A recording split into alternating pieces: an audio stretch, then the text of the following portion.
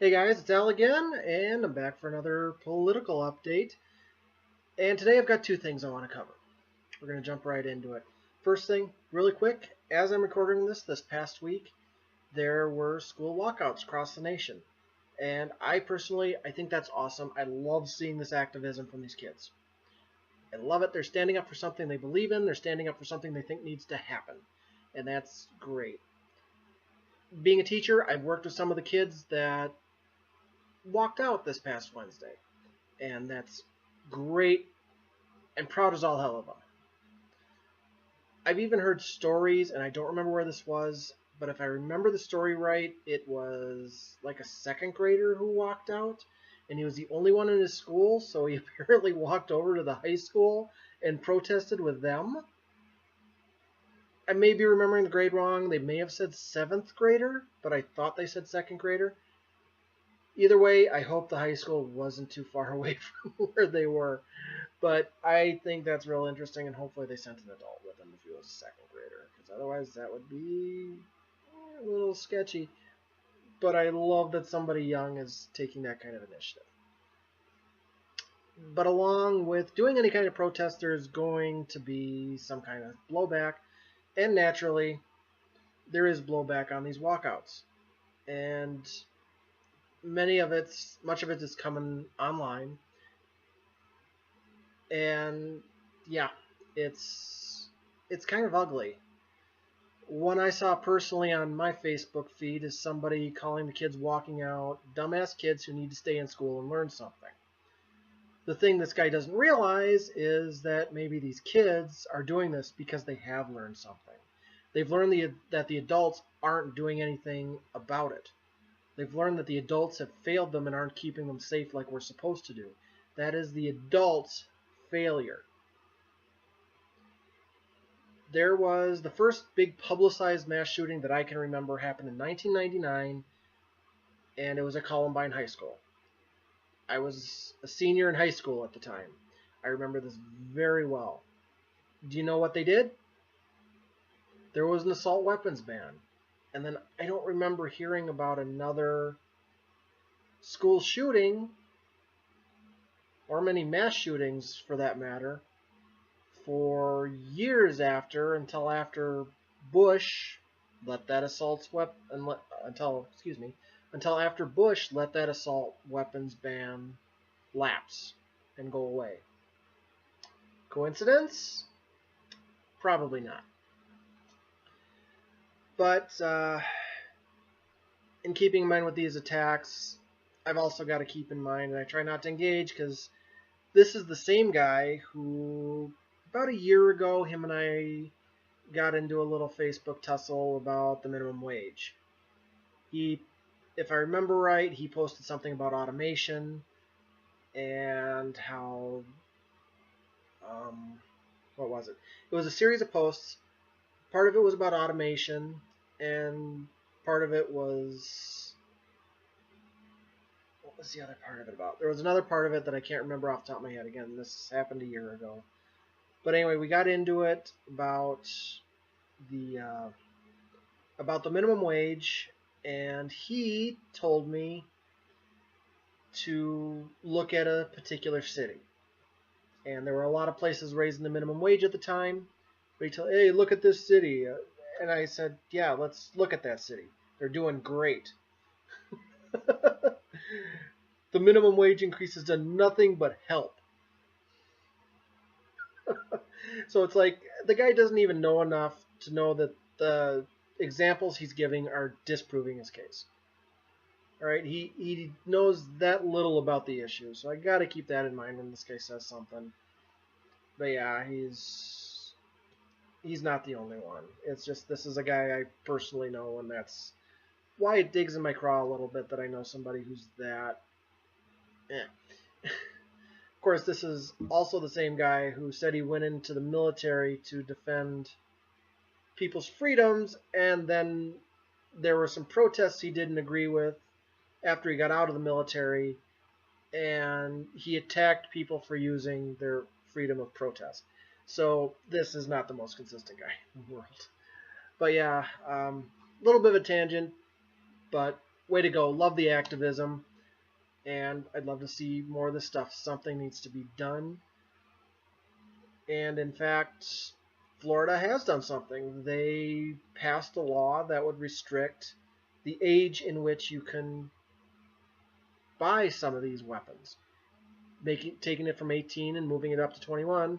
Of course, the NRA is suing to overturn that law because the NRA just cares about money and they don't care how many of us die in the process. But we'll see how that lawsuit turns out. All right, so that's the first thing I want to talk about. And that's the one that I was hoping I'd go by a little quicker than I did. All right, second thing I want to talk about is, the big one of the day, is apparently there's going to be a meet-in between Trump and Kim Jong Un of North Korea. It sounds like Trump might be going to North Korea for it. So this is interesting. I find this to be really interesting. First of all, okay, so what happened? North Korea has been rebuilding ties with South Korea a little bit. They reached out to him to say that we'd like to do a meeting with the United States. So the South Korean leaders and diplomats talked to Trump, and Trump said, yeah, let's do it. Here's the thing. Do we trust Trump to do this right? I personally don't. This is a guy who he made up a little nickname for, Rocket Man, he called him, and a guy he's been antagonizing endlessly. So I'm not so sure this meeting's going to go well just because of that. I don't think that Trump understands what he's getting himself into here. Now, Kim Jong Un, Trump, they're a lot alike, so they're both spoiled rich people who've never had any consequences for anything they've done in their lives. So maybe they'll bond over that. Maybe, I don't know, maybe it'll all turn out okay. Maybe Kim Jong Un is going to walk in there and he's going to kiss Trump's ass. Oh, yeah, I saw a video of your inauguration. Biggest inauguration ever, you know, crushing victory in the Electoral College, you know, and whatever else. You know, you want to throw in there that Trump's lied about. But, yeah, I don't know that... Sorry, I keep looking off to the side. There's something going on right in front of me here that keeps drawing my eyes. Anyway, I don't know that I trust this meeting to go well. So, we'll see. It's very interesting. But there is another point to bring up here, is how is this being looked at in the media? Which is also another very interesting point of this, because this is a Republican who is theoretically doing diplomacy. Personally, I think for Trump it's probably going to be more of a photo op than actual diplomacy, but, you know, maybe I'm a little biased. Maybe he'll surprise us. I hope he surprises me. I hope he proves me 100% wrong, and if he does, I will be the first one to stand up and say, yep, I was wrong. I just don't have a whole lot of faith in him to do that. But how is the media looking at this? Well, I caught a segment that Rachel Maddow did about it. And she was not, or at least did not come off in favor of this. And actually, I'm going to show you a couple clips from the segment right now. Well, then, later in the day, tonight, somewhat randomly, South Korean officials turn up outside the White House to announce not just the start of talks or even talks about talks, but they announced that the President of the United States is going to meet personally with Kim Jong Un. There have been a lot of talks about talks. There have been a lot of talks even over the years, over the decades, with North Korea about their weapons programs.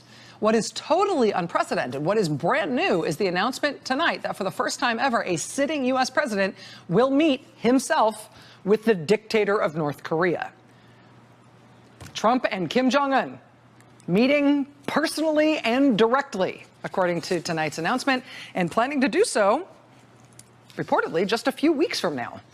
Now, You might imagine another president in this circumstance. Kim Jong Un makes a request. Do you want to meet?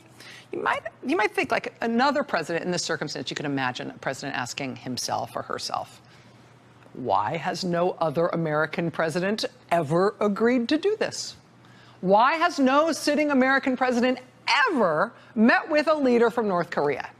Why has that never happened in all the decades North Korea has existed as a nation? Why hasn't any other president ever done? Should I take that to mean that this might be a particularly risky or even an unwise move? See, I think that's how most presidents would approach the idea of a personal presidential meeting with the North Korean dictator. I think a lot of people probably suspect tonight that those are not the kinds of questions that this president asked himself before agreeing to this meeting. But this is the president we have, and he said yes to North Korea. The New York Times tonight headlining this breaking news as, quote, a breathtaking gamble. All right, so you heard her. No U.S. president has apparently ever done this before, so we shouldn't do it, apparently. No, I really don't agree, but I'll get into that a little later. Okay, so she doesn't want Trump to meet with Kim Jong Un. No president in the U.S. history has ever done that before. They've been on the axis of terror list that George W. Bush set up, yada yada. Okay, so I'm sure Rachel Maddow has been consistent on this, and that I'm not going to be able to find any kind of example of, say, Obama meeting with the leader of a foreign country who was effectively the dictator of that country, that she'd be in favor of, right? That she would have a glowing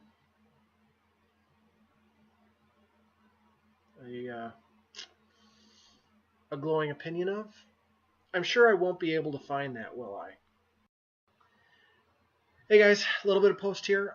The video I did have here, there was a copyright claim against it, so it was blocked worldwide, apparently, according to YouTube, so I couldn't post it. So I'm just popping in here, going to tell you that the clip I had was of Rachel Maddow talking very good about how Obama had dealt with Cuba and opening up talks with Cuba again. So apparently MSNBC doesn't like it when you call out a little bit of hypocrisy with their anchors or something. I don't know. It was copyright claimed.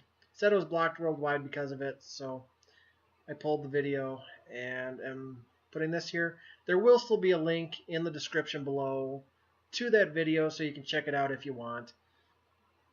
It is what it is. This video isn't going to turn out exactly how I'd hoped, but I hope you still enjoyed. Now, back to the video. That's right, it was epic when Barack Obama met with Castro in Cuba. Yeah, she's not very consistent. And she's shown over and over again she's not the most consistent person in the world. She is very partisan. Whatever the Democrats do are right. Whatever the Republicans do is wrong. You see, when Barack Obama was meeting with Castro and doing the Iran deal, MSNBC thought that was all great. Couldn't be a better idea. And Fox News couldn't believe that Obama was meeting with these people without preconditions. It's like, oh, if I'm going to meet with you, you got to give me something.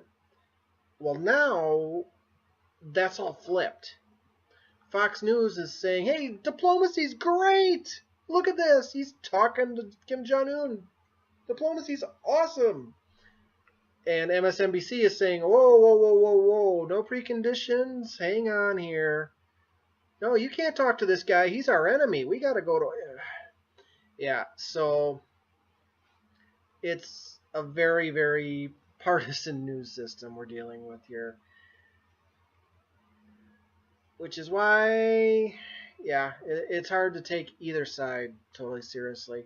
Personally, I'm always in favor of diplomacy. I don't care whether it's a Democrat or Republican doing it. Diplomacy is good. You make peace by talking to your enemies. You can talk to your friends all day long. You agree with your friends. But if you don't talk to your enemies, you're never going to make them allies. Or at the very least, get them to a point where they're not attacking each other. So, personally, if I were president, would I take the meeting? Yeah, absolutely I would. Would I set preconditions on it? You know, it's like, you've got to give me this if I come meet with you? No. No, I don't think I would. Based on what I know about our situation with North Korea, I wouldn't do it. The only thing I would do is I probably would not be willing to go to North Korea for the meeting. I also would not make him come to the U.S. for the meeting. I would find some kind of a neutral arbiter. Maybe Japan. It's close to North Korea, and Japan has something to gain with the U.S. and North Korea getting along. Maybe South Korea, same thing. There's something to gain there for them. If us and them are getting along, they're not worried that North Korea is going to drop a bomb on their heads. So, yeah, there's something to gain there, and I just hit my table with my camera on it. Oops. There's something to gain there, so I would find a neutral arbiter.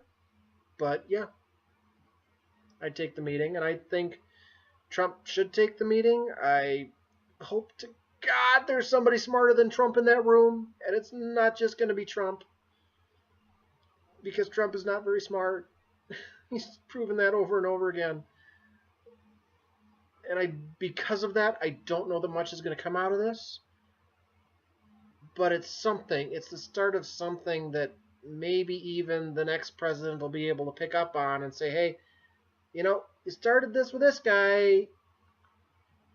Let's see if we can finish it and come to some agreement here.